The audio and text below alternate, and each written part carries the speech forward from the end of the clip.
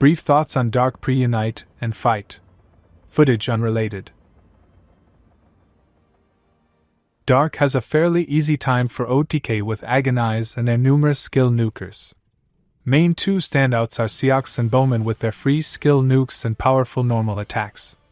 There are also plenty of choices for replacements, or as the third slot. For free skill nukes you have Vate, Zoro Sanji, Sidala and Yuji Megumi, while for more alternative options you have Ilsa, Summer Meg or Senderlin. There's also the option of Eresh, which makes 0-button OTK even easier, but buying it for this alone isn't worth the 150 moons. It's more about if you already have one. I use Eresh. I'm lazy. In the previous GW, the main comp that was used for bursting was Eresh MC with Ilsa, Seox and Olivia. Ilsa and Seox are somewhat self-explanatory, but Olivia was brought specifically because she could use Sterling C to seal boss special attacks and prevent the party from eating debuffs and the boss gaining any defensive buffs. This paired with Seox's Thunder Flash could buy enough turns of uninhibited blasting for even the bulkier bosses to die. The question is if this will work this time or not. Boss debuff immunity is a bit of a surprise each time GW comes around. This has manifested in some amusing setups such as Mediziana Flow Tai Mayhan, but it's definitely safer to assume that a debuff won't work going into GW. If a Veil is needed, the main character to use is likely Orchid, as they can still contribute to burst with their Echo and Cap Up.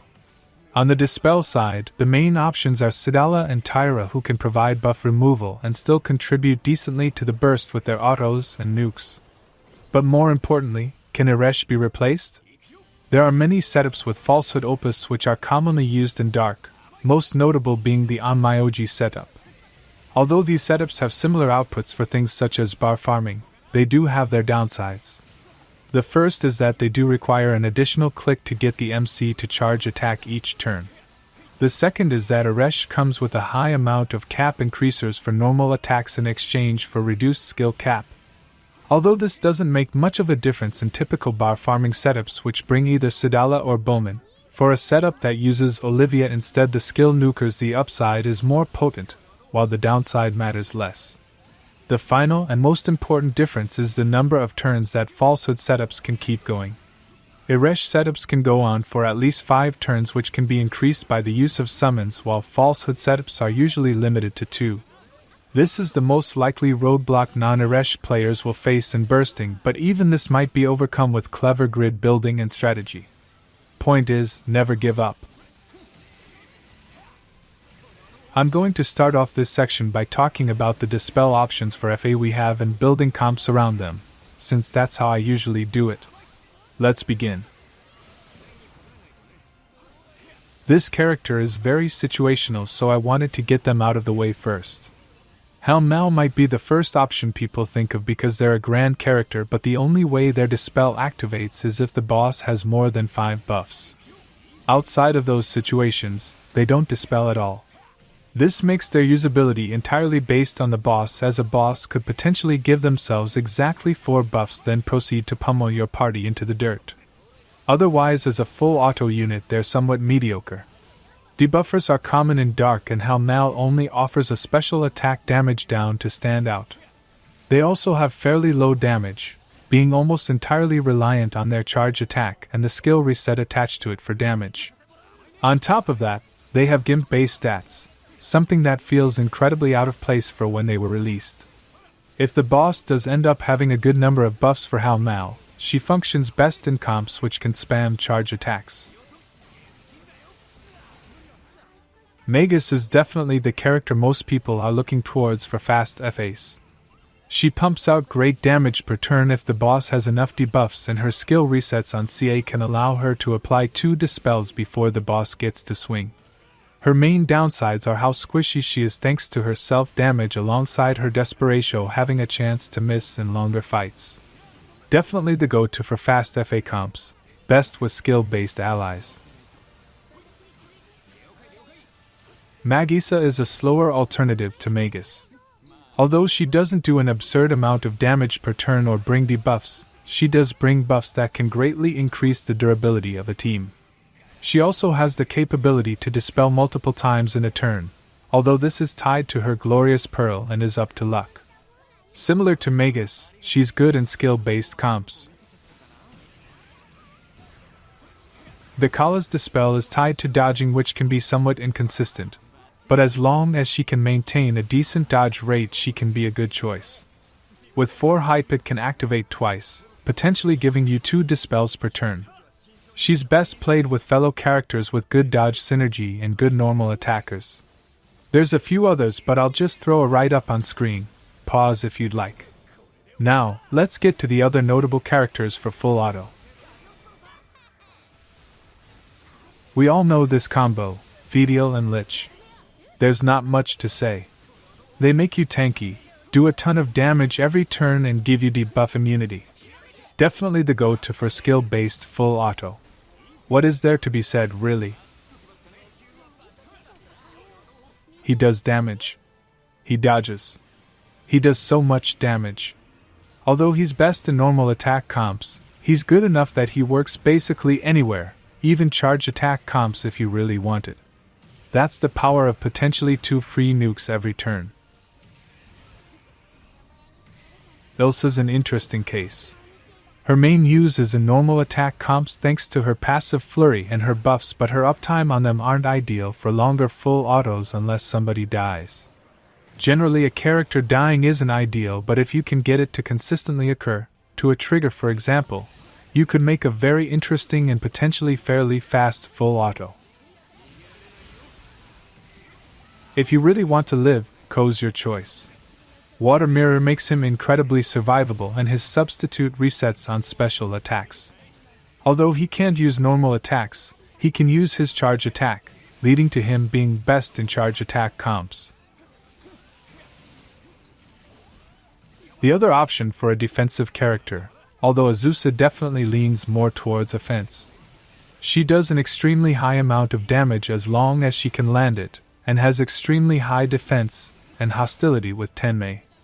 Although she's best in charge attack comps, she works better than Ko outside of them. Cuptitan's main strength is her incredible burst damage, which can be valuable for skipping certain triggers for bosses. Supreme Devotion allows her to blast the boss, which can be activated multiple turns in a row as long as you have the debuff skills to fund it. That is unlikely, of course, but her stack gain can be guaranteed with enough debuffs, allowing her to consistently burst on certain turns. As before, there are a few other notable characters which I'll throw a write-up on quickly. Okay, here's finally the time I talk about Orologia. They function as a buffer, needing to cast yellow skills to ramp. Their buffs are pretty standard, but the main standouts are their passives and Victoriae Calculus. Living Our Best Lives together allows Orologia to automatically use their nuke when the main character attacks with the buff active, which is also a dispel. Although this isn't enough for solo dispelling, it's a helpful benefit to full auto comps. They also come with a full team heal similar to Lucio, which makes them a good choice for the higher difficulties. They work fairly well with the primary dispellers we talked about before outside of Magus. Victoriae Calculus is unlocked by using 4 buff skills and allows Orologia to fire off a one-time powerful skill. Although this is an endgame focused skill, we can use the first option, which resets skills for manual bursting. For example, if you use Orologia's skills, Tag Team, then Chilene and repeat, you also can have Victoriae Calculus available to reset the main character's cooldowns for 2 more tag teams. Although this does require manual control, it is likely the highest amount of damage Dark can do in one turn. Probably not the fastest in real time though. As for their weapon, it's definitely great for burst. Falsehood doesn't stack with it, which incentivizes Zeresh use, and the echoes can greatly increase the damage dealt by characters with split autos like Ilsa or Sidala. Reaching 280% boosting one-sided does currently require 3 weapons due to Dark not having a Primarch character, but this is only particularly important for hardcore players who want to reach top 2k in Guild War. For most content, 2 of these are serviceable. This doesn't completely blow out Falsehood Opus out of the water, but it definitely makes Zeresh more of an attractive choice now that they have the ability to either run stamina or a divine key on their Opus. Marquieres also had a rebalance, an FLB, which changed his skills drastically. He now serves as a fairly powerful charge attack unit, who notably has a dispel on their charge attack. Although he does require time to ramp, Dark has many units who have an innate CA reactivation, allowing him to reach 10 MP realistically by turn 3 or 4. Ramping this quickly allows Marquieres to utilize his supernal observation skill to charge attack every turn. He also provides a good spread of defensive utility with healing, shields, and a dispel cancel, which might be vital for full auto setups.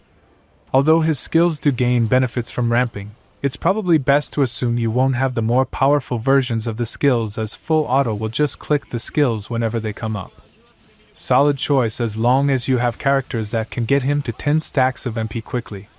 Just remember that although I've yapped for a while on what I expect to be good, Unite and 5 bosses have a tendency to counter common strategies used in the previous iteration.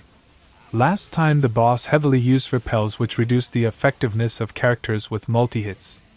Do your best to identify the boss's gimmick and what counters it, then calculate how much you can get away with picking fast full auto units instead. Or just don't participate. That is the true endgame for Guild Wars, after all.